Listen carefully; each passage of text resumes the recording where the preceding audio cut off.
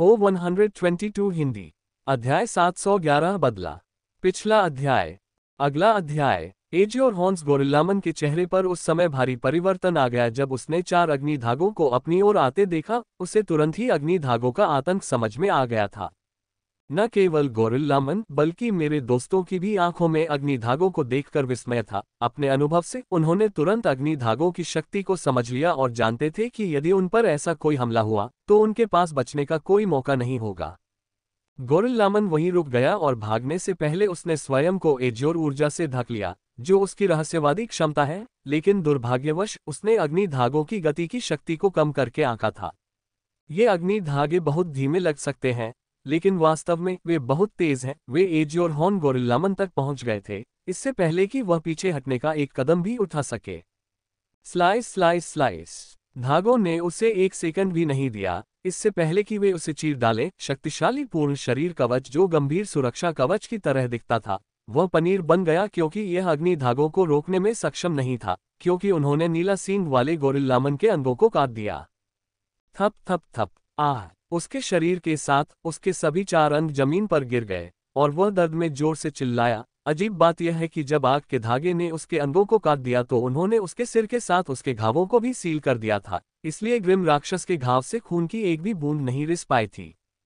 Grimm राक्षस के घाव को गर्मी से भरना कोई आसान काम नहीं है। इसके लिए आग का तापमान काफी अधिक होना चाहिए था, अन्यथा ये काम नहीं करेगा। मुझे मत मारो, मुझे मत मारो। मेरे भंडार में बहुत सारे खजाने हैं और मैं कई गुप्त स्थानों को जानता हूं जहां अद्भुत खजाना छिपा है। नीला सींग वाला गोरिल्लामन बोला जब उन्होंने मुझे उस ओर आते देखा। एजियोर हॉर्न्ड गोरिल्लामन जैसे ग्रिम मॉन्स्टर के लिए मैंने अभी जो चोट पहुंचाई है वह कोई बड़ी बात नहीं है। यह 1 या 2 दिन में नए अंग उगा सकता है, और अगर यह अपने पुराने अंगों को फिर से जोड़ सकता है तो इसे नए जैसा बनने में अधिकतम 1 घंटा लगेगा। सचमुच? मैंने उसके पास पहुंचते हुए पूछा। हाँ हाँ, मैं तुम्हें सब कुछ दूंगा, मैंने वादा किया था। नीला सींग वाला गोरिल्लामन खुशी से बोला क्योंकि उसने देखा कि मैं उसके प्रस्ताव में रुचि ले रहा हूं। टुकड़ा, माफ करें, मुझे इसमें कोई दिलचस्पी नहीं है, मैंने कहा और उसकी गर्दन को उसके शरीर से अलग कर दिया।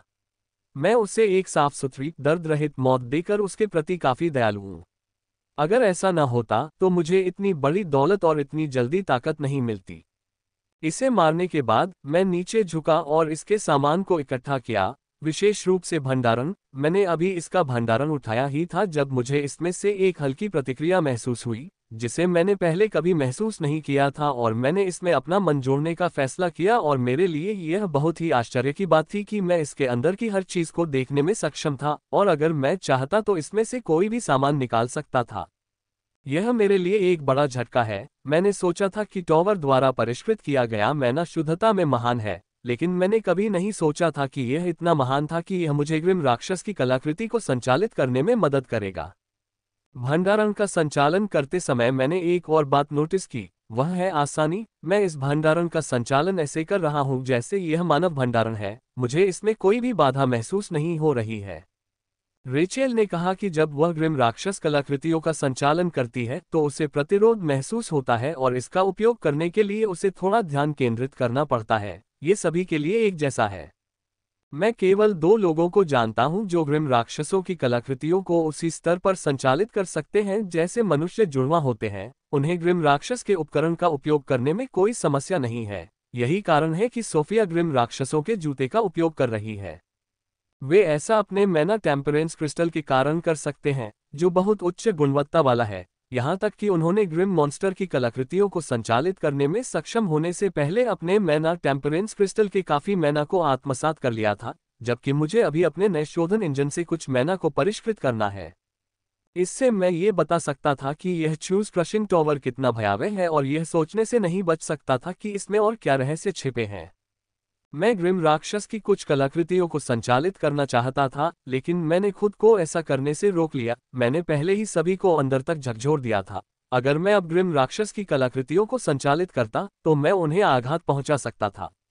धूप धूप धूप। मैंने कई आग के गोले फेंके जिनसे ग्रिम राक्षस का शरीर कुछ ही मिनटों में राख में बदल गया। फिर मैं अपने दोस्तों की ओर मुड़ा, जो अभी भी सदमे के भाव से मेरी ओर देख रहे थे।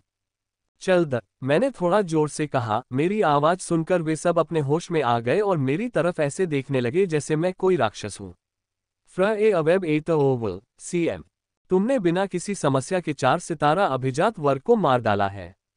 सोफिया ने कहा। इस पर मैंने बस मुस्कुराया और कहा, मुझे निषिद्ध भूमि में कुछ भाग्य मिला है। उन्होंने मुझसे यह नहीं पूछा कि मुझे क्या भाग्य प्राप्त हुआ है, वे बस चुपचाप मेरे पीछे जंगल से बाहर चले गए। प्रत्येक अपने विचारों में व्यस्त था। ये देखकर कि वे अभी भी सदमे में थे, मैंने किसी भी ग्रिम राक्षस से निपटने का फैसला किया जो हमारे सामने आया। 1 घंटे बाद हम जंगल से बाहर निकले और सोफिया ने कुछ हल्के विषयों पर बातचीत शुरू की। मैं भी उनके साथ शामिल हो गया और जल्द ही थोड़ा अजीब माहौल गायब हो गया। टिंग टिंग टिंग। जल्द ही हम शहर के पास पहुंच गए और हमारी हेलोवॉच बजने लगी, विशेष रूप से मेरी, जो नोटिफिकेशन से जगमगा रही थी। उनमें से अधिकांश रेचल, जुड़वा और कायला की थीं।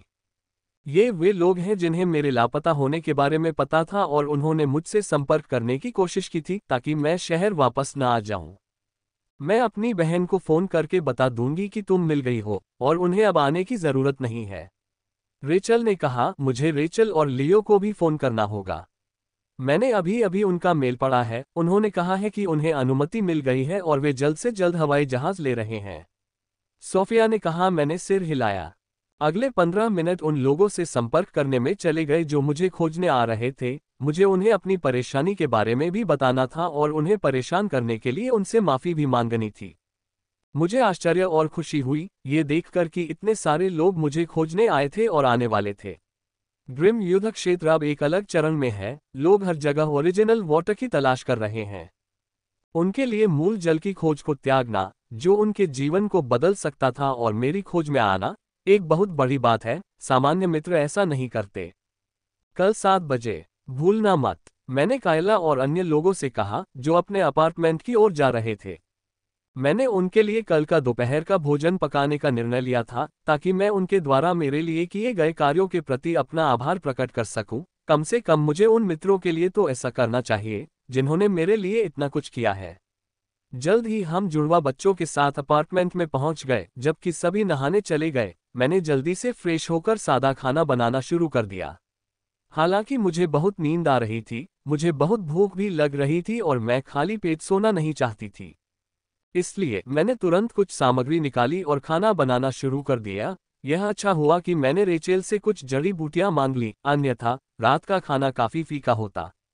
मेरे पास जितनी भी जड़ी बूटियां थीं, मैंने उन्हें अबोमिनेशन द्वारा बनाए गए राक्षसी स्वरूप में फेंक दिया। इसलिए मेरे पास कोई जड़ी बूटी नहीं थी और यही मुख्य कारण था कि मैंने रात का खाना न पकाने और केवल नाश्ता खाने का निर्णय लिया था।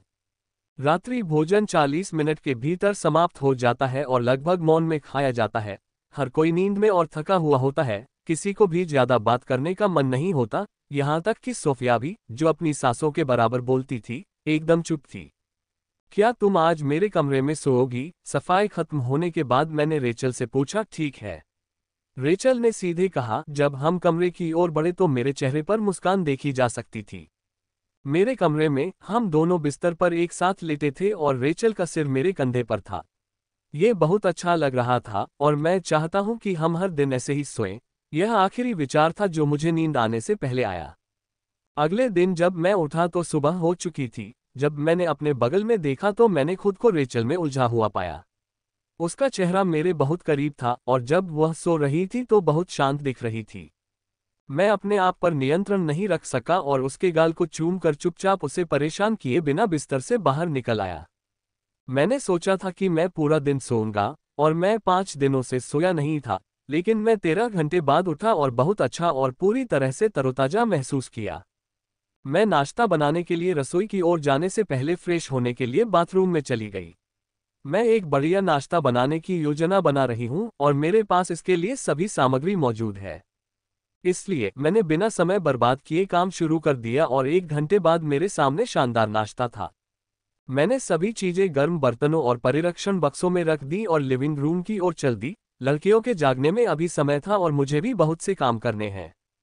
एक सीट पर बैठकर मैंने ग्रिम मॉन्स्टर के कई भंडार लिए और उन्हें संचालित करना शुरू कर दिया। मैं देखना चाहता था कि क्या मैं ग्रिम मॉन्स्टर्स के सभी कलाकृतियों को संचालित कर सकता हूं या एजियोर हॉर्न गोरिल्लामन की कलाकृति कोई विशेष थी। मैं ऐसा इसलिए कर रहा हूं क्योंकि मैं अभी भी विश्वास नहीं कर पा रहा हूं कि मैं ग्रिम मॉन्स्टर्स के भंडारों को पूरी तरह से संचालित करने में सक्षम हूं। मैंने कुछ स्टोरेज संचालित किए और पाया कि मैं उन्हें पूरी तरह से संचालित कर सकता हूं। मैंने ग्रिम राक्षसों के खंजर आर्टिफैक्ट को भी बाहर निकाला और इसके अंदर मैना संचारित किया और पाया कि मैं इसे पूरी आसानी से संचालित कर सकता हूं। इससे मुझे एक नया विचार आया। मैं एक टोटेम आर्टिफैक्ट की तलाश करने जा रहा था जो मेरी तलवार से मेल खाता हो। वर्तमान में मैं इसका उपयोग करने में असमर्थ हूं, लेकिन निकट भविष्य में मैं इसका उपयोग करूंगा और इसके लिए मुझे तैयार रहना होगा।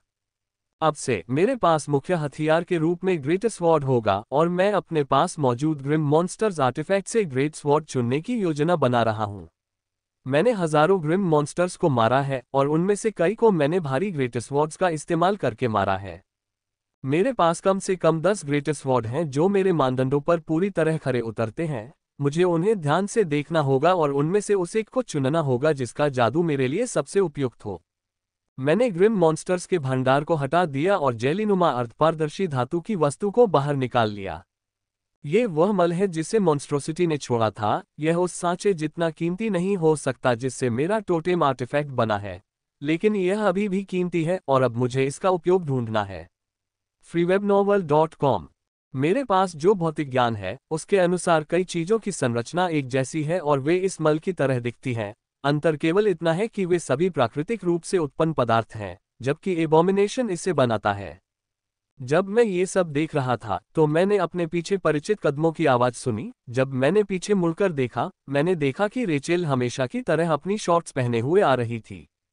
अरे, रेचल ने कहा और मेरे करीब आई। अरे, मैंने भी जवाब दिया। ये सुनकर वह मुस्कुराए और सीधे मेरी ओर मुंह करके मेरी गोद में बैठ गई। फिर उसने बिना कुछ कहे अपने होंठ मेरे पास लाए। हमारा चुंबन शुरू से ही गर्म था। यह एक दूसरे के लिए हमारे जुनून और सहानुभूति से भरा था।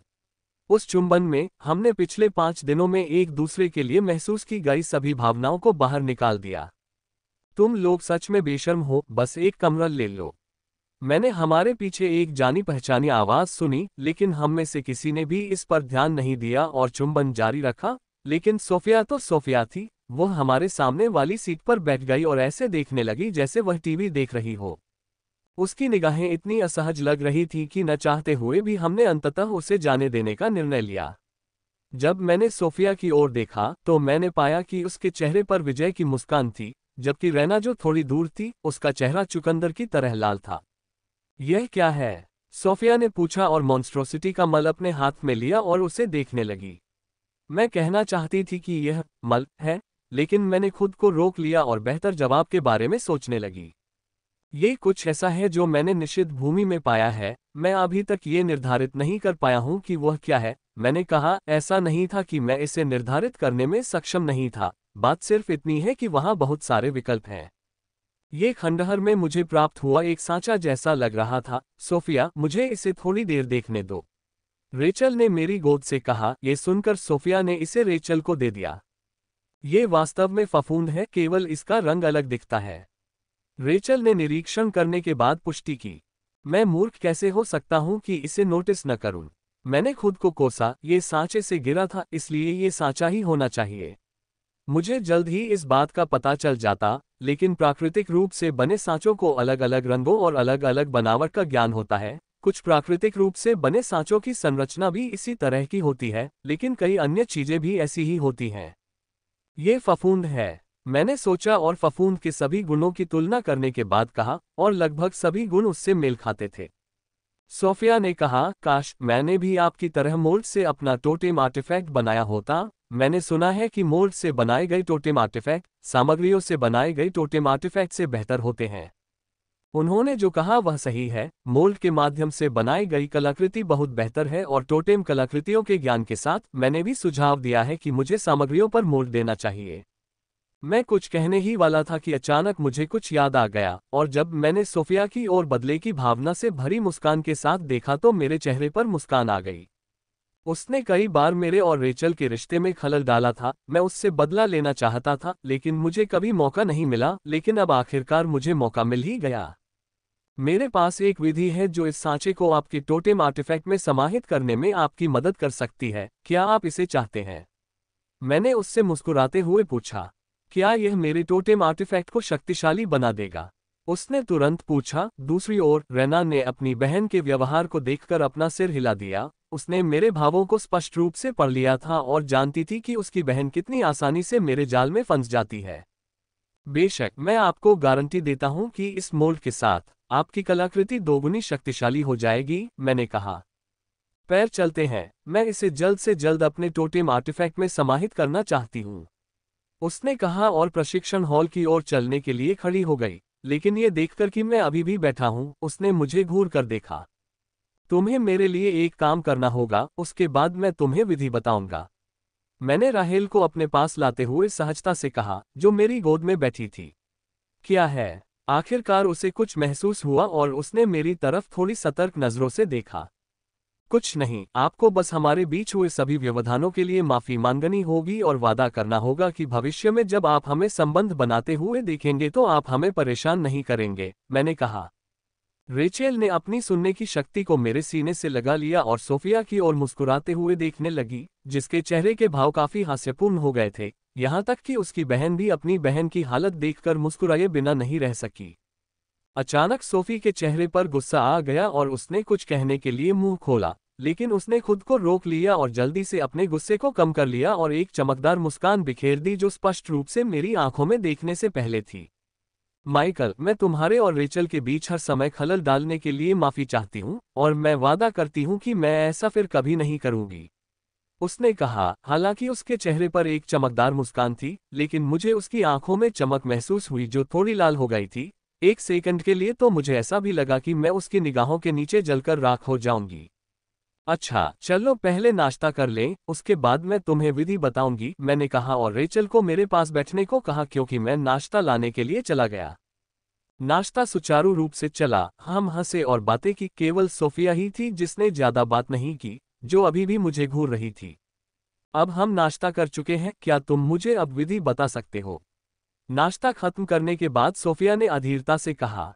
जरूर, चलो ट्रेनिंग हॉल में चलते हैं, मैं इसे तुम्हारी भट्टी में तराश कर रखूंगी, मैंने कहा। यह सुनकर सोफिया खुश हो गई और हम सब बड़े ट्रेनिंग हॉल की ओर चल पड़े। रैना, तुम भी अपनी भट्टी निकाल लो, मेरे पास तुम्हारे लिए एक अतिरिक्त सांचा भी है, मैंने रैना से कहा और अपने भंडार से एक और सांचा निकाला। उसने कुछ कहने के लिए अपना मुंह खोला, लेकिन जब उसने मेरे हाव भाव देखे तो उसने धीरे से सिर हिला दिया। धप धप, दोनों ने अपनी भट्टी निकाल ली और अपने विपरीत दिशा के प्रशिक्षण कक्ष को एक दूसरे के सामने स्थापित कर दिया। क्योंकि वे एक दूसरे का विरोध करने वाली क्षमताओं का अभ्यास करते हैं, इसलिए यह उनके लिए बेहतर है। जब उन्होंने अपनी भट्टियां निकाल ली तो मैं उनके पास गया और उन पर उकेरे गए सम्राट ग्रेट टोटेम ब्लूप्रिंट को संशोधित करना शुरू कर दिया।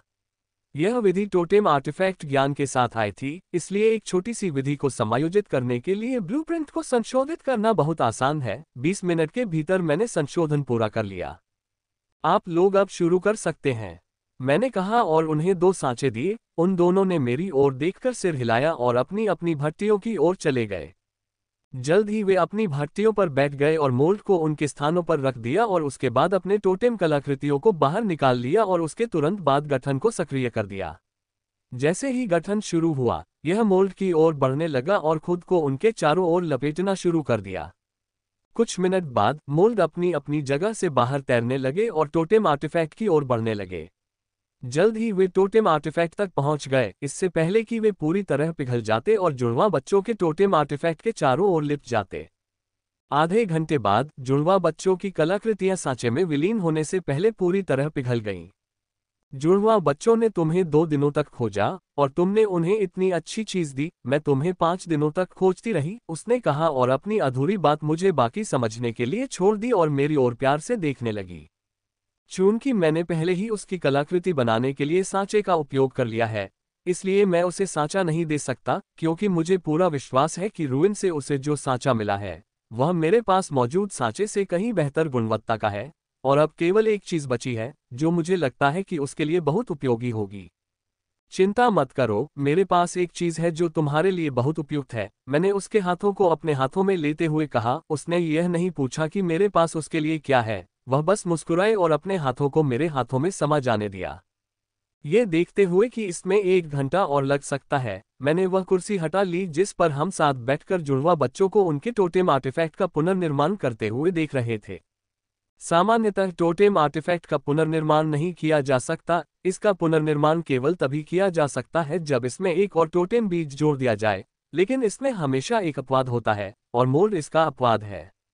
एकमात्र सांचे में इतनी शक्ति होती है कि वह कलाकृति को नुकसान पहुंचाए बिना सांचे का पुनर्निर्माण कर सकता है, लेकिन इसके लिए भी एक शर्त है, और वह ये है कि सांचा अच्छी गुणवत्ता का होना चाहिए, या ये टोटेम कलाकृति के निर्माण में उपयोग की गई सामग्री से एक स्तर उच्चतर होना चाहिए।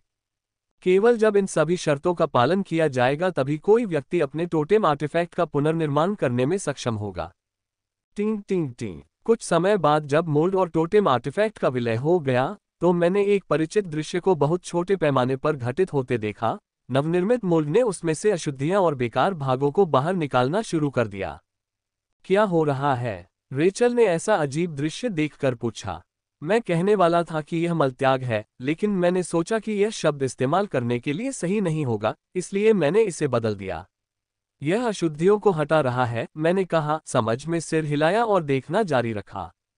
समय बीतता गया और सांचे से अशुद्धियां निकलती रहीं, और जल्द ही यह प्रक्रिया समाप्त हो गई तथा सांचे ने कलाकृति का खुरदुरा आकार लेना शुरू कर दिया। मैंने ये कदम अलग ढंग से उठाया था, या मैं ये कह सकती हूँ कि उस घृणित वस्तु ने इसे अलग ढंग से उठाया था, क्योंकि सबसे पहले उसने मेरे अंदर के सांचे को लिया, और फिर हमने कलाकृति के आकार और डिजाइन के लिए लड़ाई की। हालांकि इस बीच कई चीजें हुईं, लेकिन उनका कोई महत्व नहीं है। पिघले हुए रूप में तलवारों ने पुनः अपना मूल आकार ले लिया। ये तलवारें लगभग अपने पुराने टोटेम कलाकृति के समान ही दिखती हैं, लेकिन उनमें अनेक छोटे छोटे परिवर्तन देखे जा सकते हैं। सबसे पहले जब उन्होंने अपने टोटेम आर्टिफैक्ट का निर्माण किया, तो उनके पास इस बारे में कोई स्पष्ट विचार नहीं था कि वे अपने टोटेम आर्टिफैक्ट में क्या चाहते हैं, लेकिन जब उन्होंने टोटेम आर्टिफैक्ट का उपयोग किया तो उन्हें एक बहुत अच्छा विचार मिला, और अब वे उन विचारों को यहां लागू कर रहे हैं। जल्द ही ये कच्चे कलाकृतियां अंतिम प्रक्रिया के लिए जुड़वा बच्चों के शरीर के अंदर चली गईं। जैसे ही वे अंदर गईं, मैंने उनमें होने वाले परिवर्तनों को देखना शुरू कर दिया। जैसे जैसे समय बीतता गया, मैंने उनके युद्ध आभा में बदलाव देखा। दोनों की आभा धीमी गति से और निश्चित गति से बढ़ने लगी। आरंभिक से यह मध्य और फिर उच्च हो गई और केवल तभी रुकी जब वे शिखर पर पहुंचे। केवल 2 घंटों में वे आरंभिक 3 सितारा अभिजात वर्ग से शिखर 3 सितारा अभिजात वर्ग तक पहुंच गए, और 4 सितारा अभिजात वर्ग बनने में उन्हें अधिकतम 2 दिन लगे, क्योंकि वे अपने टोटेम आर्टिफैक्ट की शक्ति के अभ्यस्त हो गए थे। उनकी आभा स्थिर होने के 10 मिनट बाद दोनों लड़कियों ने अपनी आंखें खोलीं, और उनकी आंखों में मैं खुशी और आनंद स्पष्ट रूप से देख सकता था। कैसा है? मैंने पूछा। जब दोनों बहनों ने अपनी आंखें खोली तो मैं उनकी आंखों में उमड़ती खुशी से इसका परिणाम स्पष्ट रूप से महसूस कर सकता था। हमारे टोटेम आर्टिफैक्ट्स में बहुत अधिक सुधार हुआ है, माइकल। मोल्ड के लिए धन्यवाद, रेना ने कहा, और जल्द ही उसने अपना टोटेम आर्टिफैक्ट निकाल लिया। यह अभी भी रिबन के साथ एक बर्फ सफेद रैपियर है, लेकिन अब ये पहले की तुलना में और भी अधिक नाजुक और तेज हो गया है। जब मैं इसे देखता हूँ तो मुझे पूरे शरीर में एक झुनझुनी महसूस होती है। इसका स्पष्ट अर्थ है कि उसके टोटेम आर्टिफैक्ट का ब्लेड मुझे धमकी देने के लिए काफी तेज है। अपनी बहन को तलवार निकालते देख सोफिया ने भी अपनी टोटेम तलवार निकाल ली थी। उसकी तलवार थोड़ी लंबी हो गई थी और आग का पैटर्न और भी स्पष्ट हो गया था, जिससे उसकी तलवार जलती हुई लग रही थी। माइकल, मैं तुम्हारा स्तर नहीं समझ पा रही हूँ, लेकिन तुम निश्चित रूप से लेफ्टिनेंट नहीं हो। अब हमें अपना टोटेम आर्टिफैक्ट दिखाओ, सोफिया ने पूछा। जैसे ही उसने पूछा कि रेचेल और सोफिया ने मेरी ओर देखा, स्पष्ट रूप से वे चाहती थी कि मैं उन्हें अपना टोटेम आर्टिफैक्ट दिखाऊं। आप लोगों को कुछ कदम पीछे हटना चाहिए, मैंने कहा। मुझे उन्हें अपना टोटेम आर्टिफैक्ट दिखाने में कोई परेशानी नहीं है, बस जब वे इसे देखेंगे तो वे काफी चौंक जाएंगे। वे मेरे अजीब अनुरोध से बहुत हैरान दिखे। रेचल ने भी अपनी भौहें तिरछी करके आश्चर्य व्यक्त किया, लेकिन मैंने उसे देखकर मुस्कुरा दिया, ये देखकर कि मैं जवाब देने को तैयार नहीं हूँ। उसने मुझे हल्की सी घूरकर देखने के बाद जुड़वा बच्चों के साथ कुछ कदम पीछे हट लिए। धप। जब वे खतरे की सीमा से बाहर थे तो मैंने अपना टोटेम आर्टिफैक्ट बाहर निकाला और हमेशा की तरह वह धमाके के साथ बाहर आया। मेरी तलवार देखकर उनकी आंखें बाहर निकल आईं। उनकी आंखों में अविश्वसनीयता का भाव था। ये समझ में आता है क्योंकि उन्होंने मुझे अपनी पसंद के अनुसार तेज रफ्तार से हल्की तलवार का इस्तेमाल करते देखा है, लेकिन इस तलवार के साथ सब कुछ बदल गया है। यदि मैं इस तलवार को अपनाना चाहता हूं और इसका 100% उपयोग करना चाहता हूं तो मुझे अपनी युद्ध शैली में काफी बदलाव करने होंगे। मैंने इस पर कुछ विचार किया है और इस तलवार को समायोजित करने का निर्णय लिया है। मैं अपनी लड़ाई शैली में कुछ बदलाव करूंगा, लेकिन मैं अपना मूल नहीं बदलूंगा। गति हमेशा मेरी लड़ाई शैली का मूल है और रहेगी, और अब मुझे बस थोड़ा सा संशोधन करना होगा ताकि यह इसमें रॉ पावर को समायोजित कर सके। यह क्या है, राक्षसी? सोफिया ने मेरी महान तलवार को देखते हुए जोर से कहा। जब मैं अपनी तलवार बना रहा था तो कुछ दुर्घटना हो गई थी, मैंने शर्मिंदगी से कहा, जिससे उनमें से 3 ने मेरी ओर देखा। यह बहाना काफी खराब है क्योंकि तलवार का डिजाइन खुद पर निर्भर करता है और अन्य कारक इसके बारे में ज्यादा कुछ नहीं कर सकते जब तक कि वे बहुत शक्तिशाली न हो। आपकी तलवार शानदार है। रैना ने तलवार को ध्यान से देखते हुए उसकी प्रशंसा की, विशेष रूप से गार्ड के केंद्र में स्थित बैज को, जहां घृणा का चिन्ह अंकित है। क्या मैं इसे उठाने की कोशिश कर सकती हूँ? सोफिया ने अचानक मेरे करीब आते हुए पूछा। पहले तो मैं स्तब्ध रह गई, फिर मेरे चेहरे पर मुस्कान आ गई। आप कोशिश कर सकती हैं, मैंने कहा और उसे ग्रिप थमा दी। इतनी भारी? सोफिया ने चौंक कर कहा। जैसे ही मैंने उसे तलवार थमाई, तलवार जमीन पर थी, इसलिए कोई उसे थोड़ा हिला सकता था, लेकिन जब कोई उसे उठाने की कोशिश करता तो उसे उसके वजन का असली खौफ दिखाई देता। सोफिया ने तलवार पर अपनी पकड़ को समायोजित किया और उसे उठाने की कोशिश की। मुझे लगा कि उसके लिए इसे जमीन से उठाना बहुत कठिन होगा, लेकिन उसने मुझे गलत साबित कर दिया। वह तलवार को उठाने में सक्षम थी और 2 इंच ऊपर उठ गई, इससे पहले कि वह फिर से जमीन पर धमाके के साथ गिरती। ये राक्षसी चीज बहुत भारी है, क्या तुम इसे उठा भी पाओगे? सोफिया ने अपनी दुखती मांसपेशियों को सहलाते हुए कहा। मैं इसे उठा तो सकती हूँ, लेकिन इसका इस्तेमाल नहीं कर सकती, मैंने शर्मिंदगी भरी मुस्कान के साथ कहा। मैं पहला व्यक्ति होऊंगा जो उनके टोटेम आर्टिफैक्ट को बनाने के बाद उसका उपयोग कर सकता हूं। यदि इसका वजन इसके आधे से भी कम होता तो मुझे इसका उपयोग करने में पूरा विश्वास था, लेकिन यह 1000 किलोग्राम की तलवार है। अगर मुझे इसका उपयोग करना है तो मुझे अपना शरीर मजबूत बनाना होगा, लेकिन मुझे पूरा विश्वास है कि जिस दिन मैं इसका उपयोग करने में सक्षम हो जाऊंगा, मेरी युद्ध शक्ति क्षीण हो जाएगी। इस तलवार का केवल गुण ही इसका भारीपन नहीं है। मैं अपने टोटेम आर्टिफैक्ट की शक्ति का परीक्षण करना चाहता हूं। माइकल स्पार को जाने दो, सोफिया ने कहा। ठीक है, मैंने कहा। मैंने सोचा था कि केवल सोफिया ही मुझसे लड़ेगी, लेकिन रैना भी शामिल हो गई, जिससे मुझे खुशी हुई। 3 स्टार एलिट से लड़ना ज्यादा मजेदार नहीं होता, मुझे लगातार अपनी शक्ति को रोकना पड़ता, लेकिन अब जब उनमें से 2 एक साथ लड़ रहे हैं, तो मुझे विश्वास है कि उनमें से 2 4 स्टार एलिट की शक्ति दिखाएंगे, जो थोड़ा मजेदार होगा। मैंने अपनी लाल तलवार निकाली और प्रशिक्षण हॉल के केंद्र की ओर चला गया। मुझे ग्रेटेस्ट स्वॉर्ड के साथ लड़ाई पसंद थी, लेकिन चूंकि मैंने इसे नहीं चुना है, इसलिए मैंने एक बार और लाल तलवार का उपयोग करने का फैसला किया है। तैयार हो? मैंने पूछा। हाँ, दोनों ने एक साथ कहा और मुझ पर हमला कर दिया। इन लड़कियों को कुछ भी पीछे नहीं हटना पड़ा और उन्होंने पूरी ताकत से मुझ पर हमला किया। उन्होंने मुझे 4 स्टार सिल्वर एलीट को आसानी से मारते हुए देखा है, इसलिए वे जानती हैं कि मैं कमजोर नहीं हूं। यही वजह है कि वे कुछ भी रोकने की जहमत नहीं उठाती हैं। उन्हें अपनी ओर आते देख मैं अपनी जगह पर नहीं रुका। मैं बिना हिले डुले उनके हमले से आसानी से बच सकता था, लेकिन यह मजेदार नहीं होता। मुझे अपनी ओर आता देख दोनों के चेहरों पर मुस्कान फैल गई और उन्होंने अपने हमलों की ताकत को सीमा तक बढ़ा दिया। उनका हमला हुआ और जैसे जैसे वह विलीन होता गया, वह 4 सितारा अभिजात वर्ग के स्तर तक पहुंच गया था। उनके हमले को देखकर मैंने अपनी तलवार घुमाई और सीधे कमजोरी के बिंदु पर हमला किया। झनकार! मैंने एक ही वार में उनके हमले को विफल कर दिया और आसानी से अपनी तलवार चलाकर उन पर घातक हमला कर सकता था, लेकिन मैंने ऐसा नहीं किया। इसके बजाय मैंने अपनी तलवार वापस ले ली और उनके हमला करने का इंतजार करने लगा। लड़ाई को इतनी जल्दी समाप्त करने का कोई फायदा नहीं है। मैं कुछ और लड़ाई करना चाहता हूं और उन्हें किसी शक्तिशाली व्यक्ति से लड़ने का अनुभव प्राप्त करने का मौका देना चाहता हूं। यह उनके लिए वास्तव में मददगार होगा।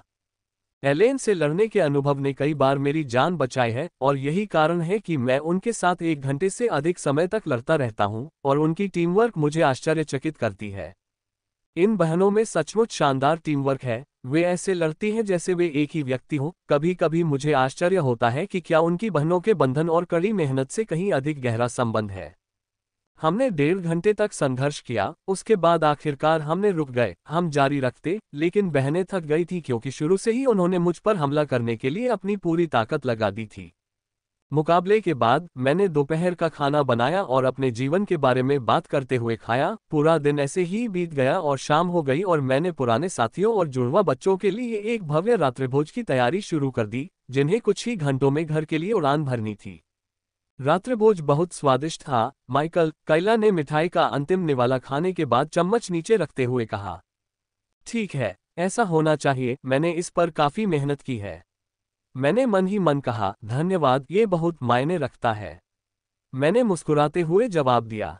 इसके तुरंत बाद अन्य लोगों ने भी अपना खाना खत्म किया और मेरी तारीफ की, और मुझे उनकी तारीफ बहुत पसंद है, जैसा कि हर मेजबान को होता है। रात्रि भोजन के बाद हम सभी हॉल में गए और बातचीत की। उन्होंने मुझे बताया कि पिछले 5 दिनों में क्या क्या हुआ था जब मैं उनसे संपर्क में नहीं था, और कुछ रोचक बातें भी हुई, और उनमें से एक ने मेरा ध्यान भी खींचा, जिसके बारे में मैं बाद में बात करूंगी। आपने जो किया उसके लिए मैं आप सभी को धन्यवाद देना चाहता हूं, और यह मेरी ओर से एक छोटा सा उपहार है। कृपया इसे अस्वीकार न करें, अन्यथा मुझे बुरा लगेगा, मैंने कहा और कायला और टीम के सामने 6 बक्से रख दिए। मैं जानता था कि मेरे लिए कुछ प्राप्त करने पर उन्हें बुरा लगेगा और वे उसे अस्वीकार कर देंगे। यही कारण है कि मैंने उन्हें मेरे लिए दिए गए इन छोटे छोटे उपहारों को अस्वीकार करने का मौका नहीं दिया। freewebnovel.com। ये जेट ब्लैक रंग के बॉक्स में थे और बहुत चमकदार दिख रहे थे। वे बहुत बढ़िया संगमरमर से बने हुए लग रहे थे। मुझे ये उन मनुष्यों के भंडार में मिले हैं जिन्हें मैंने रूइन में लूटा था। उनके भंडार में सैकड़ों बेहतरीन बक्से थे।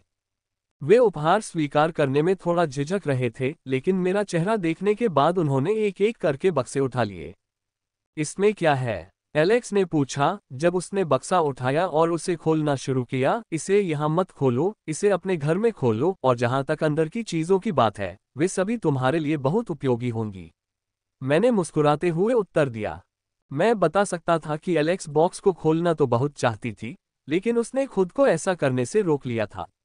वे 1 घंटे और रुके और फिर साथ साथ अपने घर चले गए। हमारे जाने का समय हो गया है माइकल, सोफिया ने कुछ देर बाद कहा। उन्हें एक हवाई जहाज पकड़ना है। क्या तुम ये रेचल और लियो को दोगे? उन्हें मेरी तरफ से धन्यवाद कहोगी, मैंने कहा, और मैंने 2 बक्से निकाले और सोफिया को दे दिए। रेचल और लियो जुड़वा बच्चों के साथ उसी मिडज़ोन में गए। जुड़वा बच्चे मुझे खोजने के लिए जल्दी आ पाए। इसका कारण यह है कि उनके भाई की वजह से ग्रिम बैटलफील्ड में उनका कुछ कनेक्शन है, जिसकी वजह से उन्हें जल्दी जाने की अनुमति मिल गई। वहीं लियो और रेचेल को इसे पाने में 5 दिन लग गए, लेकिन जब वे जाने वाले थे तो मैं पहले ही मिल चुका था।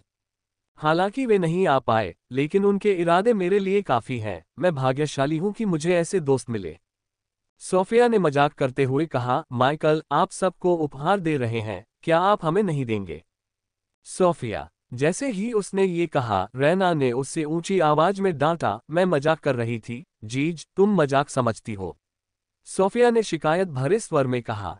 सोफिया सही कह रही है, मेरे पास आप लोगों के लिए एक आखिरी चीज है, मैंने कहा और अपने स्टोरेज से एक हथेली के आकार की बोतल निकाली, जो दूधिया सफेद तरल से आधी भरी हुई थी। माइकल, आपको हमें कुछ भी देने की जरूरत नहीं है। आपने हमें जो सांचा दिया है, उसके लिए हम पहले से ही आपके ऋणी हैं, रैना ने सीधे तौर पर कहा, और जो मैं उन्हें दे रहा था उसे अस्वीकार कर दिया। ये देखकर मैं अपना सिर हिलाए बिना नहीं रह सका। आप लोगों ने मुझे जो वायलेट ग्रेड ओरिजिन वाटर दिया है, उसने मेरी जान बचाई है। अगर वह न होता तो मैं निषिद्ध भूमि में मर जाता, मैंने सच्ची आवाज में कहा। मैंने जो कहा वह बिल्कुल सच है। यदि बैंगनी मूल का पानी नहीं होता तो मैं झील में गिरने से पहले ही भूसी में बदल जाता। दूधिया सफेद मूल का पानी होता, ये कहा जा सकता था कि उन्होंने मेरी जान बचाई है। कृपया इसे ले लीजिए, यदि यह आपके पास रहेगा तो मैं सुरक्षित महसूस करूंगा, मैंने धीरे से कहा। ये सुनकर कि मैं वास्तव में उन्हें लेना चाहता था, उन्होंने अंततः मिल्की और ओरिजिन वाटर की बोतल ले ली। दूसरों को मैंने सिर्फ 50-50 बूंदें दी हैं, लेकिन जुड़वा बच्चों को मैंने आधी भरी बोतल दी है जिसमें 4000 से ज्यादा बूंदें हैं। यह उनकी शारीरिक बनावट और प्रतिभा को काफी हद तक बदलने के लिए काफी होगा। यह क्या है? सोफिया ने आधी भरी बोतल हाथ में लेते हुए पूछा। इसे खोलो, तुम्हें मिल जाएगा, मैंने कहा। वे इसके बारे में भले ही न जानते हों, लेकिन जब वे इसकी खुशबू सूंघेंगे तो वे स्वयं ही इसका मूल्य समझ जाएंगे। मेरी बात सुनकर सोफिया ने बिना समय गंवाए बोतल का ढक्कन खोला और उसके मुंह से एक लंबा कोड़ा निकाला, और जैसे ही उसने ऐसा किया उनके चेहरों पर घोर आश्चर्य के भाव उभर आए। वह white grade origin transformative water, Sophia ने कांपती हुई आवाज में कहा। न केवल उसकी आवाज कांप रही थी, उसका शरीर भी कांप रहा था। ये देखकर मैंने अपनी नजर उस पर टिका दी, कहीं वह फर्श पर न गिर जाए। क्या? जैसे ही सोफिया के मुंह से white grade origin transformative water का उच्चारण हुआ, रेन और रेचेल दोनों के चेहरे पर वैसे ही भाव आ गए, और रैना, जो आमतौर पर बहुत शांत रहती है, ने अपनी बहन के हाथ से बोतल छीनने और खुद भी खुशबू सूंघने में संकोच नहीं किया।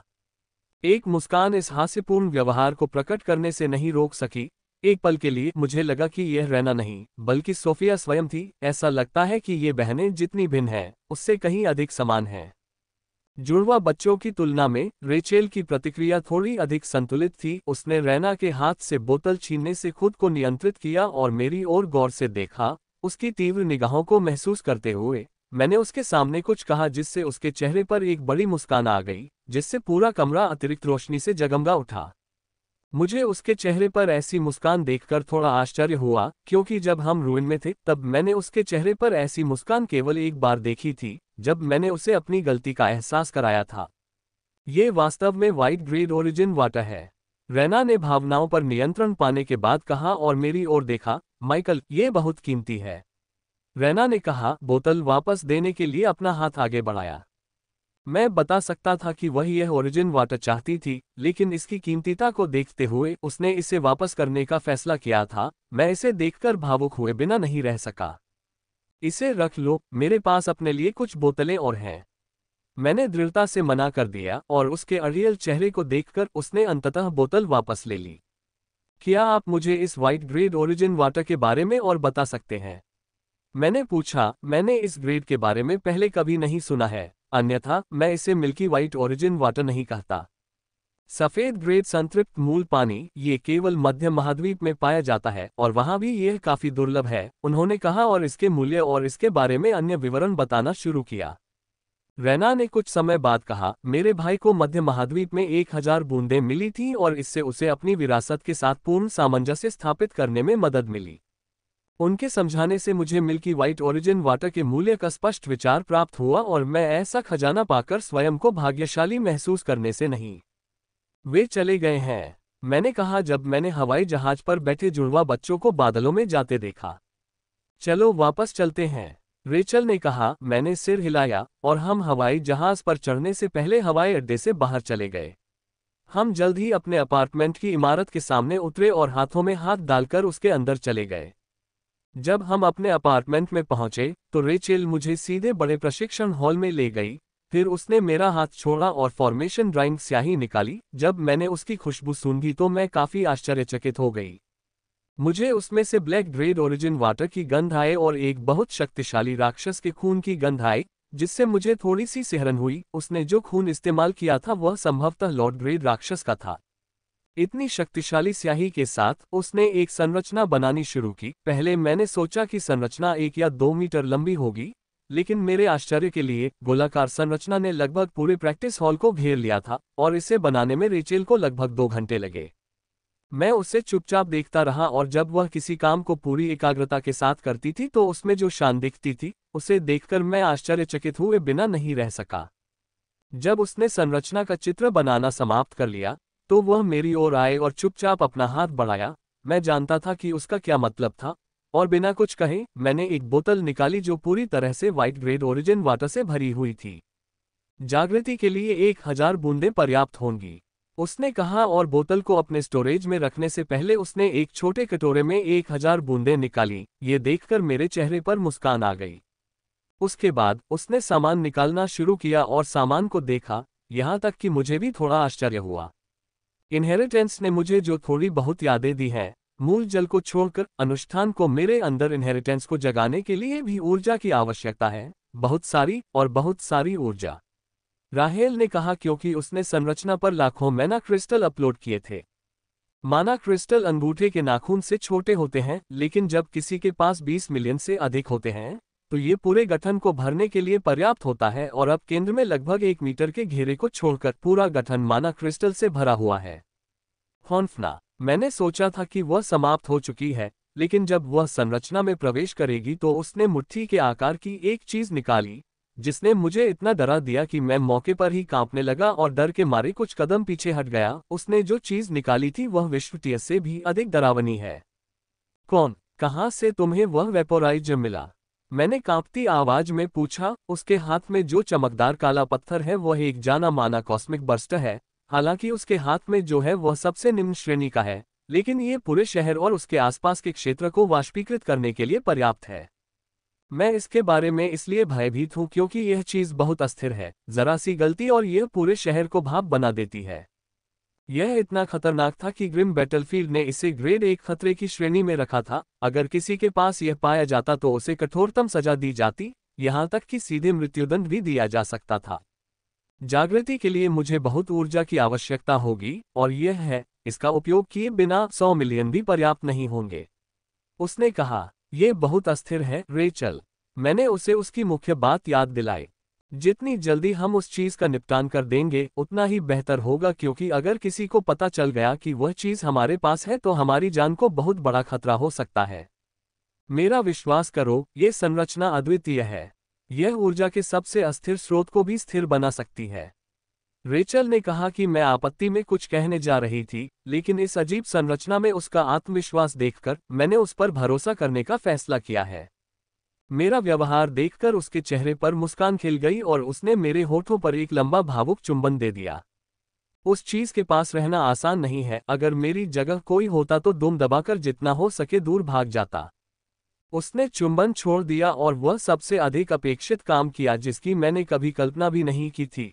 उसने अपने कपड़े उतारने शुरू कर दिए। उसने मुझसे दूर जाने के लिए नहीं कहा, और चूंकि उसने ऐसा नहीं कहा इसलिए मैंने भी मुंह नहीं मोड़ा और उसे देखता रहा। वह अपने शरीर से एक के बाद एक कपड़े उतारती रही, और जल्द ही उसके शरीर पर केवल अधोवस्त्र ही रह गया। उसने देखा कि मैं उसकी ओर अत्यंत गर्म निगाह से देख रहा हूं। मुझे लगा कि वह मुझसे दूर देखने को कहेगी, लेकिन उसने ऐसा नहीं किया। उसने बस मेरी तरफ पीठ कर ली, इसलिए मैं केवल उसकी पीठ ही देख सकता था, और उसने अपना अधोवस्त्र उतार दिया और मैं उसकी पूरी तरह से नग्न पीठ देख पा रहा था, जो कि मैंने अब तक देखी सबसे आश्चर्यजनक चीज थी।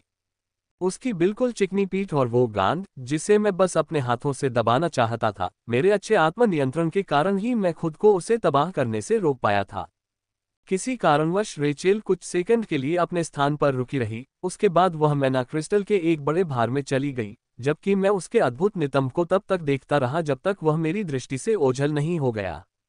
माइकल को पता ही नहीं चला कि रेचल कब फॉर्मेशन में चलने लगी। उसके चेहरे पर एक चमकदार मुस्कान थी जो खुशी से भरी हुई थी।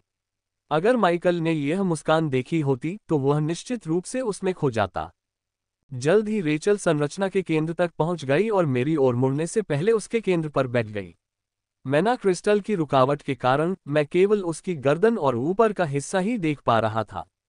बेस्ट ऑफ लक, मैंने उसके मुंह से कहा। वह मुस्कुराए और मुंह से धन्यवाद कहा, इससे पहले कि वह व्हाइट ग्रेड ओरिजिनल वाटर पीती और अपनी आंखें बंद कर लेती। अगले ही पल विशाल संरचना के रून चमकने लगे और कुछ सेकंड बाद उड़ गए। वे पूरी चमक के साथ चमक उठे। जैसे ही रून चमकने लगे, रूनिक संरचना की सीमा से एक पतला बल क्षेत्र उठने लगा और उसने पूरी संरचना को घेर लिया। बल क्षेत्र के एक गुंबद ने पूरी संरचना और उसके अंदर मौजूद रेचेल को पूरी तरह से ढक लिया था। मैं बल क्षेत्र को बनते देखकर काफी हैरान हूं। इस तरह की संरचनाएं बहुत ही दुर्लभ हैं और आमतौर पर गुप्त रखी जाती हैं, और अगर लोगों को उन संरचनाओं के बारे में पता भी हो जो बल क्षेत्र बना सकती हैं, तो भी वे इसका उपयोग करना पसंद नहीं करेंगे, क्योंकि रूनिक बल क्षेत्र बहुत अधिक ऊर्जा की खपत करता है। जिन लोगों को बल क्षेत्र का निर्माण करना होता है वे आमतौर पर इसे बनाने के लिए कलाकृतियां खरीदते हैं। हालांकि इससे जो सुरक्षा मिलती है वह रूनिक बल क्षेत्र की तुलना में बहुत अधिक नहीं होगी। उनका उपयोग करना अधिक ऊर्जा कुशल होगा। बल क्षेत्र स्थापित होने के बाद पहले कुछ मिनटों तक कुछ भी नहीं हुआ, लेकिन अचानक एक हल्का रंगहीन धुआं उठने लगा, क्योंकि मन क्रिस्टल पिघलने लगे और रंगहीन धुएं में बदल गए। उनके पिघलने की गति धीमी लेकिन स्थिर है, क्योंकि 15 मिनट के भीतर सभी मैना क्रिस्टल, उनमें से लाखों, पिघल गए थे और बल क्षेत्र में घना कोहरा पैदा कर दिया था कि मैं राहेल की छाया को मुश्किल से देख पा रहा था जो अंदर बैठी थी। मुझे आश्चर्य है कि ऐसी सघन ऊर्जा के अंदर होने पर कैसा महसूस होता है, मैंने खुद से पूछा क्योंकि मैंने लाखों मैना क्रिस्टल को ऊर्जा के धुएं में बदलते देखा। सामान्य नाइट मोटी ऊर्जा के नीचे जीवित नहीं रह सकता, यहाँ तक कि लॉर्ड्स को भी ऐसी मोटी ऊर्जा के नीचे रहने में समस्या होगी। मन क्रिस्टल अभ्यास संसाधन है और नाइट उनका उपयोग कर सकते हैं, लेकिन वे नहीं करते हैं। हमारे शरीर ऐसी ऊर्जा को संभालने और परिष्कृत करने के लिए सुसज्जित नहीं है, केवल लॉर्ड्स ही ऐसा करने में सक्षम हैं। जब मैंने रिफाइनिंग के बारे में सोचा तो मुझे आश्चर्य हुआ कि क्या मेरा नया रिफाइनिंग इंजन इस ऊर्जा को रिफाइन करने में सक्षम होगा। मुझे पूरा यकीन है कि यह होगा। अगर यह फिल्टर्ड कॉस्मिक एनर्जी को रिफाइन कर सकता है, तो मैना क्रिस्टल से ऊर्जा को रिफाइन करना इसके लिए कोई समस्या नहीं होनी चाहिए। मैं अपने विचारों में मग्न था जब मुझे गुंबद में हल्का काला धुआं दिखाई दिया। हालांकि यह बहुत हल्का था, इसे गुंबद में स्पष्ट रूप से देखा जा सकता था, क्योंकि जब भी यह काला धुआं दिखाई देता है तो रंगहीन धुआं अपने आप ही इसके लिए रास्ता बना देता है, या मैं कह सकता हूं कि यह काला धुआं है। ये काला धुआं रंगहीन धुएं की तरह शांत नहीं है, ये अस्त व्यस्त तरीके से हर जगह तैर रहा है। इस प्रकृति को देखकर ही पता चल जाएगा कि ये कहाँ से आ रहा है। ये वेपराइजर से आ रहा है। मैं ये देखकर काफी आश्चर्यचकित हूं कि यह संरचना वाष्पीकरणकर्ता को विस्फोटित किए बिना ही उसमें से ऊर्जा निकाल रही है। ये चीज थोड़ी सी छेड़छाड़ के बाद विस्फोट करने के लिए जानी जाती है। जब मैं पूरी एकाग्रता से सब कुछ देख रहा था तो मैंने संरचना के केंद्र में एक हल्की बैंगनी चमक देखी। मुझे इसमें कोई संदेह नहीं है कि यह राहेल ही है जो बैंगनी चमक उत्सर्जित कर रही है। जैसे जैसे समय बीतता गया वह चमक और अधिक तेज होती गई। अंततः वह इतनी तेज हो गई कि ऐसा प्रतीत होने लगा कि उसे घने कोहरे के नीचे भी देखा जा सकता है, लेकिन ये तो केवल शुरुआत थी। जल्द ही बैंगनी रंग राहेल से फैल गया और पूरे रूनिक संरचना को घेर लिया, और इसके घेरने के साथ रून बदलने लगे, और मेरे आश्चर्य के लिए वे प्राचीन रूनों में बदलने लगे हैं। कुछ ही मिनटों में सामान्य रूनों से बना एक गठन प्राचीन रूनों के गठन में बदल गया, जिसने इसकी उपस्थिति सहित सब कुछ बदल दिया। अब पूरा गठन बैंगनी है और बल क्षेत्र सहित ये भी हल्का बैंगनी है। यह अच्छी बात थी कि किसी कारण से प्राचीन रून धुंधले हैं, अन्यथा मैं एक क्षण में ही अपनी आंखें जला लेता। यहाँ तक कि अब भी अगर मैं संरचना को बहुत करीब से देखता हूं तो मेरी आंखें जलने लगती हैं। यही कारण है कि मैं केवल बल क्षेत्र को देख रहा हूं जहां शायद ही कोई रून हो।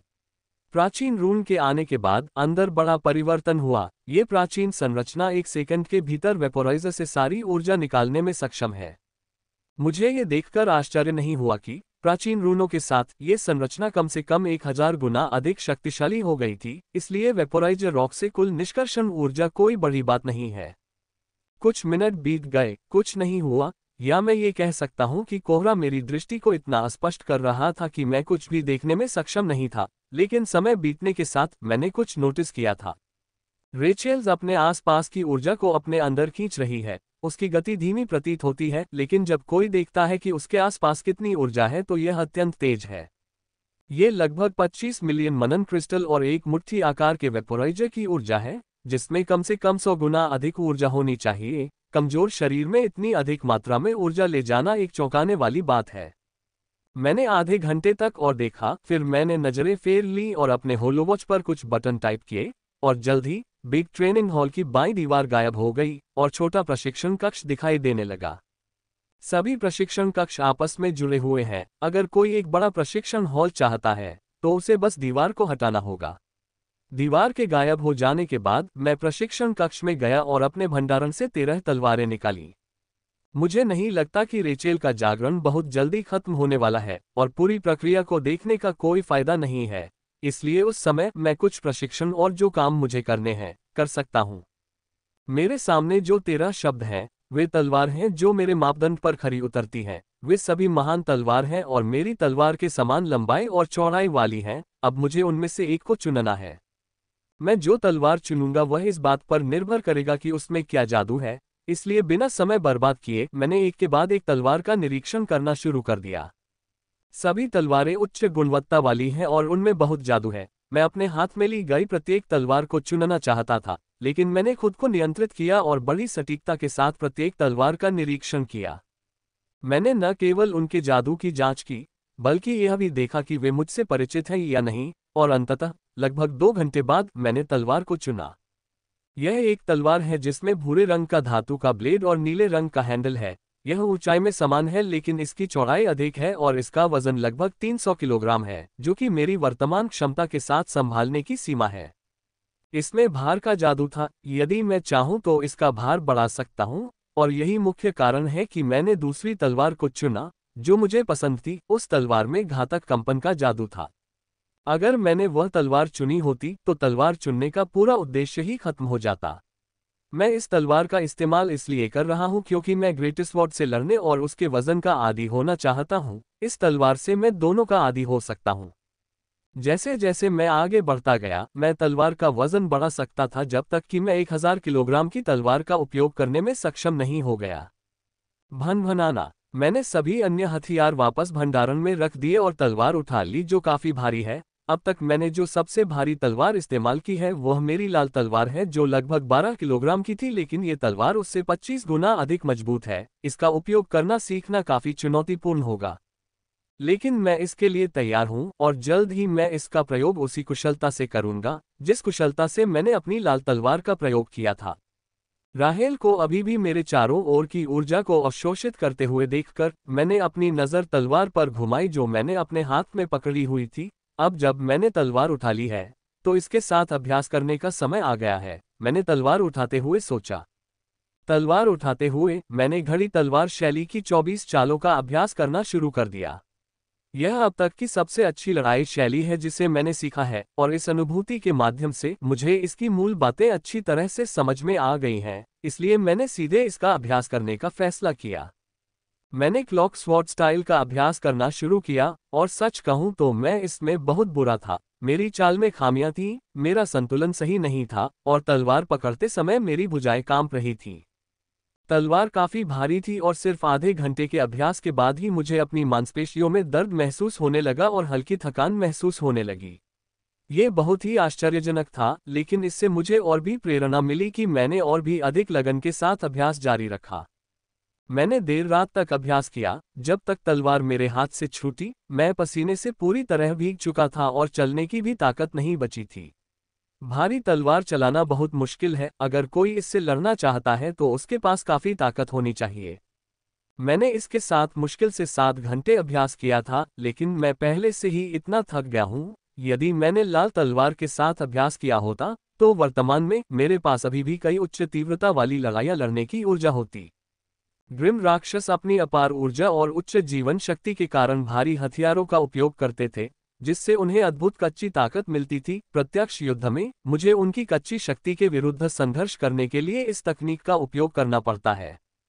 दूसरी ओर मनुष्यों के लिए ऐसे हथियारों का उपयोग करना बहुत कठिन है। हमारे शरीर स्वाभाविक रूप से कमजोर हैं और शारीरिक शक्ति के मामले में उनके खिलाफ मुकाबला करना हमारे लिए बहुत कठिन है, और यही कारण है कि बहुत कम मनुष्य हैं जो भारी हथियारों का उपयोग करते हैं। वर्तमान में मैं अन्य मनुष्यों की तुलना में शारीरिक शक्ति में काफी अच्छा हूं, और मुझे विश्वास है कि मैंने पर्याप्त अभ्यास किया है। मैं तलवार चलाने में महारत हासिल कर लूंगा। मेरे पास पहले से ही वह शक्ति है जिसकी मुझे आवश्यकता थी। मैंने अभी कड़ी मेहनत की है जिससे मैंने लंबे समय तक उपयोग करने के लिए सहनशक्ति विकसित की है, और उसी कीमती लाल तलवार के साथ इसका उपयोग करने का कौशल विकसित किया है। मैंने जमीन में गिरी ग्रिम तलवार को छुआ और उसे अपने भंडार में रख लिया। हाँ, मैंने तलवार का नाम ग्रिम तलवार रखा है। हालांकि दूसरों को ये नाम बहुत सरल लग सकता है, लेकिन मुझे ये पसंद है और यही मायने रखता है। मैंने राहेल को देखा जो अभी भी गुंबद के अंदर ऊर्जा को अवशोषित करने में व्यस्त थी। उसने पहले ही मन क्रिस्टल की ऊर्जा को चूस लिया था। अब शरीर में जाने वाली ऊर्जा वह वाष्प है जो बहुत अधिक है और इसका प्रत्येक कण सघन ऊर्जा से भरा है। उसे सभी काली ऊर्जा को अवशोषित करने में काफी समय लगेगा, शायद सुबह तक। प्रशिक्षण हॉल से बाहर निकलने से पहले मैंने कुछ सेकंड तक उसे देखा और अपने कमरे में चला गया, जहां मैंने पहले स्नान किया और फिर सोने के लिए बिस्तर पर लेट गया। जैसे ही मेरा सिर तकिए से टकराया, मैं सो गया। जब मैं उठा तो सुबह का समय था। मैंने जल्दी से फ्रेश होकर ट्रेनिंग हॉल की ओर चल दिया। जब मैं प्रशिक्षण हॉल में पहुंचा और रेचल की स्थिति को देखा, तो मैंने पाया कि उसने पहले ही सभी ऊर्जाओं को अपने शरीर में अवशोषित कर लिया था, और अब उसका शरीर घने बैंगनी धुएं से ढका हुआ था, जिससे उसकी आकृति इतनी अस्पष्ट थी कि मैं कुछ भी नहीं देख पा रहा था। मुझे आश्चर्य है कि यह जागृति कितने समय तक रहेगी और राहेल में क्या परिवर्तन होंगे। मैंने अपने आप से पूछा, ये स्पष्ट है कि विरासत या राहेल को जो कुछ भी मिला है, उसके सभी लक्षण असाधारण हैं। मैं ये सोचकर उत्साहित हुए बिना नहीं रह सका कि उसके जागने पर क्या परिवर्तन होंगे।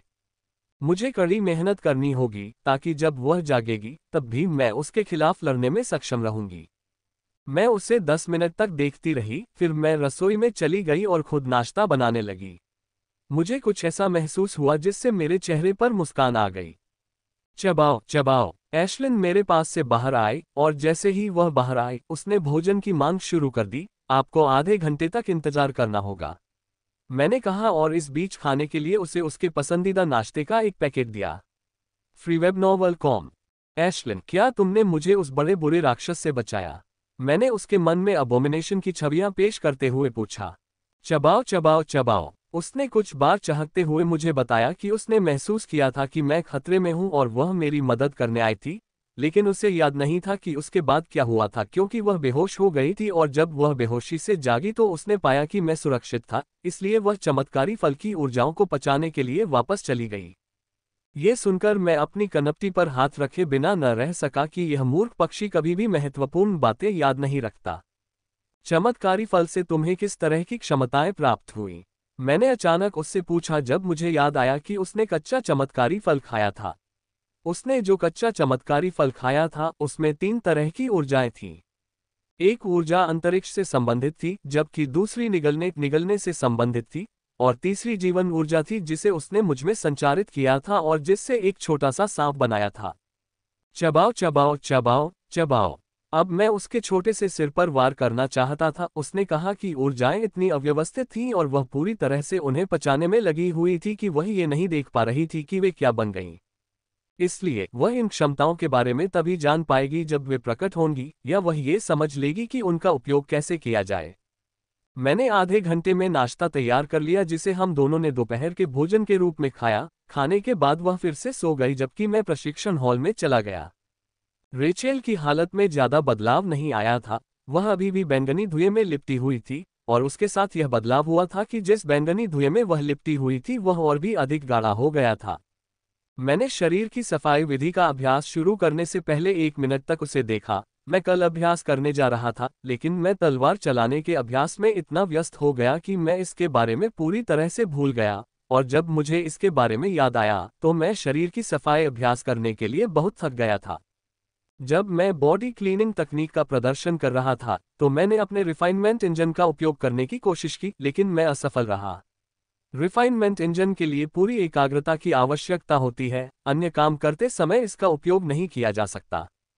हो सकता है कि मैं अब किसी अन्य चीज से ऐसा करने में सक्षम न हूं, लेकिन भविष्य में मैं निश्चित रूप से ऐसा कर सकूंगा, मैंने सोचा और बॉडी क्लींजिंग तकनीक का प्रयोग जारी रखा।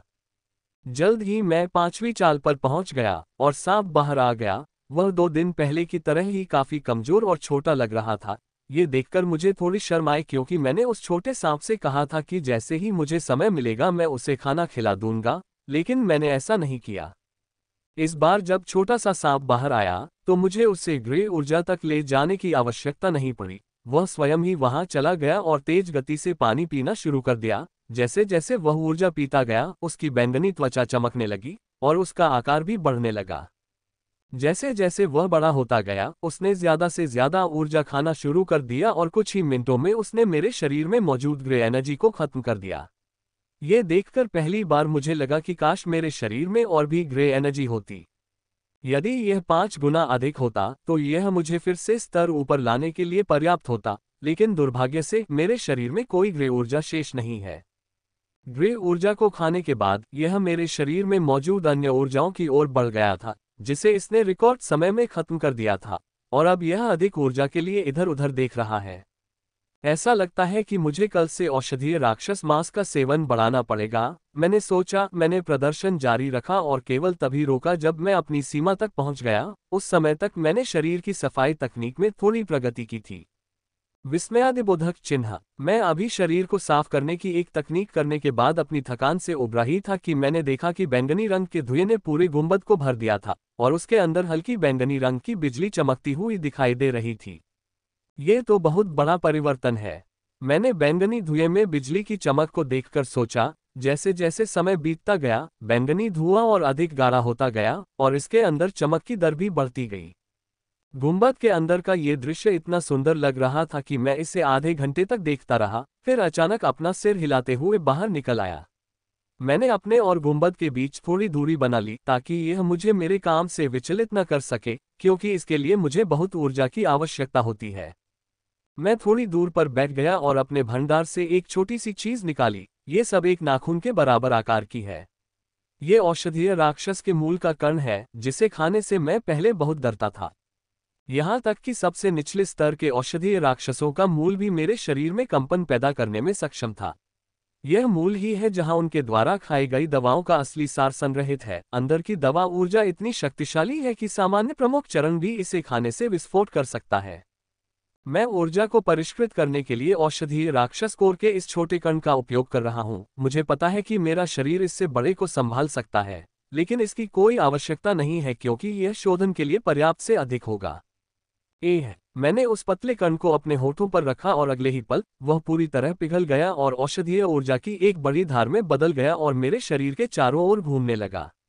औषधीय ऊर्जा की धार इतनी बड़ी थी कि मुझे भी इसे संभालने में थोड़ी परेशानी हो रही थी। मैं इसे अपने शरीर पर घूमने देता हूँ। जितना अधिक ये घूमता है, उतना ही अधिक ये कुछ भागों को पीछे छोड़ता है, जो कि जब मैं दोबारा अभ्यास करता हूँ तो छोटे सांप के लिए नाश्ता बन जाते हैं। मैंने इसे कुछ मिनटों तक अपने शरीर के अंदर घूमने दिया। उसके बाद मैंने अपना रिफाइनमेंट इंजन चालू किया। इस टॉवर को चलाना अब भी पहले की तरह ही मुश्किल है। मैंने इसे चलाना शुरू करते हुए कहा और जल्द ही पहली मंजिल पर एक के बाद एक रूम चमकने लगे। जब खंडहर आधे रास्ते पर पहुंचा तो उसने अंततः औषधीय ऊर्जा का बड़ा हिस्सा चूस लिया था और परिष्कृत होना शुरू कर दिया था। मुझे कहना होगा कि ग्रे ऊर्जा की तुलना में औषधीय ऊर्जा महान है, भले ही यह ग्रे ऊर्जा के एक छोटे से हिस्से की तुलना में बड़ी मात्रा में परिष्कृत हो। मैंने अपने पूरे प्रयासों के साथ रिफाइनमेंट इंजन का संचालन जारी रखा। हालांकि मेडिसिन एनर्जी को रिफाइन करना ग्रे एनर्जी जितना कठिन नहीं है, फिर भी यह काफी कठिन है, और जब मैं इतनी बड़ी मात्रा में रिफाइन कर रहा हूं तो मुझे अपना सब कुछ देना होगा। फ्रीवेब नोवेल कॉम। अंततः कुछ समय बाद मैं औषधीय ऊर्जा के उस भार को परिष्कृत करने में सक्षम हो गया, और जब मैंने टॉवर के मैना भंडारण में देखा कि परिष्कृत किए गए उस भार से कितना मैना प्राप्त हुआ, तो मुझे आश्चर्य हुआ कि यह उतनी ही मात्रा थी जितनी एक छोटी सी ग्रे ऊर्जा मुझे देती थी। मेरे पास परिष्कृत औषधि ऊर्जा है जो ग्रे ऊर्जा के कण से कम 100 गुना अधिक है, लेकिन मुझे जो परिष्कृत मिला है वह समान मात्रा में है। मुझे अंतर की उम्मीद थी, लेकिन इतना नहीं। ये काफी चौंकाने वाला है। मैंने ये देखकर अपना सिर हिलाया और दूसरे लोड को परिष्कृत करना शुरू कर दिया। 1 घंटे से भी कम समय में मैंने अपना मैना भंडार पूरा भर लिया, जो केवल कुछ प्रतिशत ही कम हुआ था। आंखें खोलते ही मैंने देखा कि रेचल की हालत में कोई बदलाव नहीं आया है। ये देखकर मैंने आह भरी और फिर उठकर अपनी तलवार निकाल ली। मुझे नहीं लगता कि रेचल की जागृति जल्दी खत्म हो जाएगी। इसमें कम से कम 3 दिन तो लगेंगे ही, मैंने सोचा जैसे ही मैंने अभ्यास के लिए अपनी तलवार उठाई। समय बीतता गया और मैं अभ्यास करता रहा और शाम होने पर ही रुका और मैं अभ्यास नहीं कर पाया। हालांकि मेरा चेहरा थका हुआ है, लेकिन मेरे चेहरे पर एक खुशी भरी मुस्कान है। मैं कल रात की तुलना में अधिक समय तक टिक पाया हूँ। जैसा कि मैंने कहा कि जब तक मैं कठिन अभ्यास जारी रखूंगा, मैं लंबी तलवार का उपयोग करने के लिए आवश्यक सहनशक्ति और कौशल विकसित करने में अवश्य सक्षम हो जाऊंगा। मुझे 15 मिनट तक आराम करना है, इससे पहले कि मैं अपने शरीर में कुछ ऊर्जा वापस ला सकूं। मैं कांपते हुए उठा और अपने कमरे में शॉवर की ओर चला गया और फिर रसोई में जाकर अपने और एश्लिन के लिए खाना बनाने लगा, जो अभी 1 घंटे पहले ही जागी थी और तब से वह मुझे खाने के लिए परेशान कर रही थी। समय बीतता गया और राहेल के जागरण के अनुष्ठान को शुरू किए हुए 7 दिन बीत चुके थे, और अब लगभग 8 दिन बीत जाने के बाद भी उसके अनुष्ठान समाप्त नहीं हुए थे। अनुष्ठान पूरे जोर शोर से चल रहा है। हर दिन मैं गुंबद में नई रहस्यमयी घटना को देख पा रहा था। जबकि रेचेल हमेशा बैंगनी रंग में ढकी रहती है, उसकी छाया को छोड़कर मैं कभी भी उसका पूरा शरीर नहीं देख पाया। हालांकि मेरे मन में उसके शरीर को देखने के और भी इरादे हो सकते हैं, लेकिन मैं ये भी सुनिश्चित करना चाहता था कि वह ठीक है।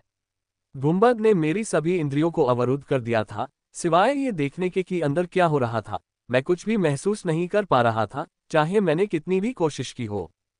पिछले 7 दिन बिना किसी बाधा के गुजरे, खास तौर पर मेरी ट्रेनिंग के लिए। अब मुझे ग्रेट स्वॉर्ड पर काफी अच्छा नियंत्रण मिल गया है। जिससे मैं अब लड़ सकता हूँ। हालांकि लाइट स्वॉर्ड का इस्तेमाल करने की तुलना में मेरे कौशल कुछ खास नहीं होंगे, लेकिन इसका इस्तेमाल करके लड़ने का आत्मविश्वास होना ही काफी है। जहां तक कौशल का सवाल है, तो वे तब विकसित होंगे जब मैं इसके साथ लड़ना शुरू करूंगा और इससे अनुभव प्राप्त करूंगा। एक और अच्छी बात यह हुई कि मुझे अपने शरीर की अद्भुतता का पूरी तरह से अनुभव करने का मौका मिला। ये बहुत ही तना हुआ और लचीला हो गया है, और यदि हल्की चोटों को ठीक होने में कुछ मिनट लगते हैं और भारी मांसपेशियों में खिंचाव होता है जो मुझे घंटों अभ्यास के कारण हुआ था, तो यह आधे घंटे में ठीक हो जाता है। अगर यह मेरा पुराना शरीर होता तो यह संभव नहीं होता। मैंने बदलावों पर शोध किया है और मुझे पता है कि मेरे शरीर में क्या बदलाव हुए हैं। एबोमिनेशन ने जो तटस्थ ऊर्जा छोड़ी थी, उसने मेरे शरीर की संरचना को पूरी तरह से बदल दिया था। अगर मैं गलत नहीं हूं, तो मेरा शरीर एक विशेष शरीर में बदल गया होगा। यद्यपि मुख्य रूप से विशेष शरीर प्राकृतिक रूप से पैदा होते हैं, लेकिन कुछ चीजें हैं जो कृत्रिम रूप से विशेष शरीर बना सकती हैं, जैसे चमत्कारी फल। यदि कोई विशेष शरीर वाला फल खा ले तो उसे विशेष शरीर प्राप्त हो जाएगा।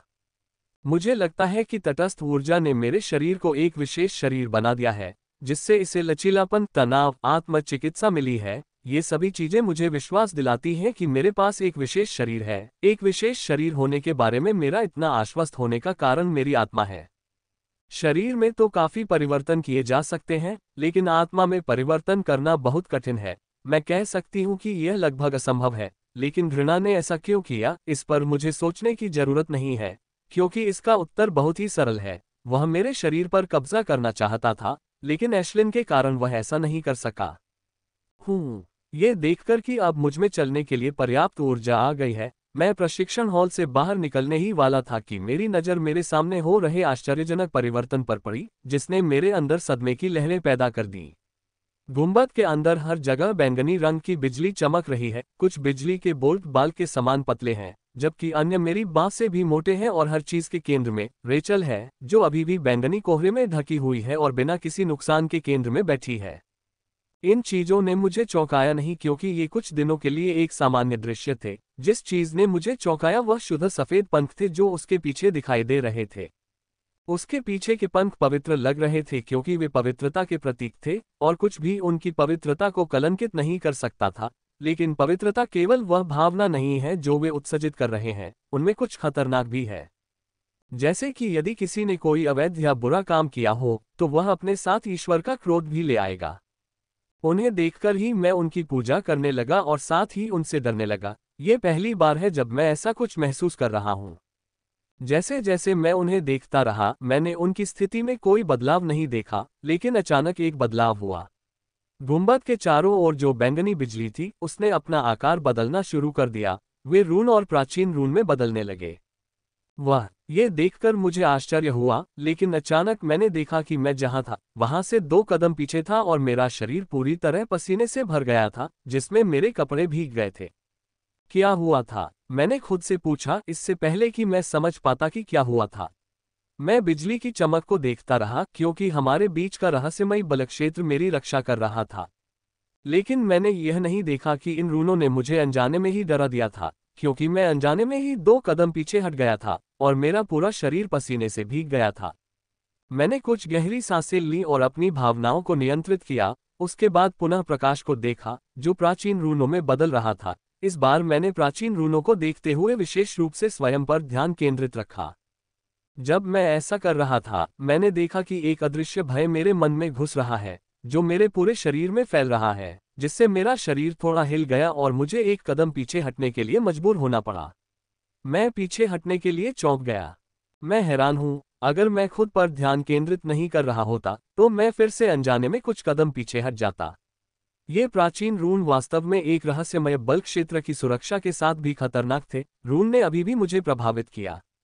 मैंने अपना ध्यान केंद्रित किया और अपने आप पर नियंत्रण किया तथा स्वयं को 1 कदम पीछे हटने से रोक लिया। यद्यपि मैं स्वयं को पीछे हटने से रोकने में सक्षम थी, परंतु मैं स्वयं को अनावश्यक रूप से पसीना बहाने से नहीं रोक पाए। मैं इसके बारे में कुछ नहीं कर सकता, मेरे शरीर पर इतना नियंत्रण नहीं है कि मैं इस बेवजह पसीने को रोक सकूं। ये पसीना उस डर से है जो मुझे शक्तिशाली प्राचीन रूनों से था, जिसे मैं मुश्किल से खुद पर काबू कर पाया। टिंग टिंग टिंग। जब मैं प्रकाश को रून में बदलते हुए देख रहा था, तभी मेरी होलोवॉच बजने लगी। मैंने बिना देखे ही कॉल सक्रिय कर दी। सब कुछ क्यों बदल गया है, ब्लर। दूसरी तरफ से एक मधुर लेकिन ठंडी आवाज आई, बिजली रूम्स में बदलना शुरू हो गई थी।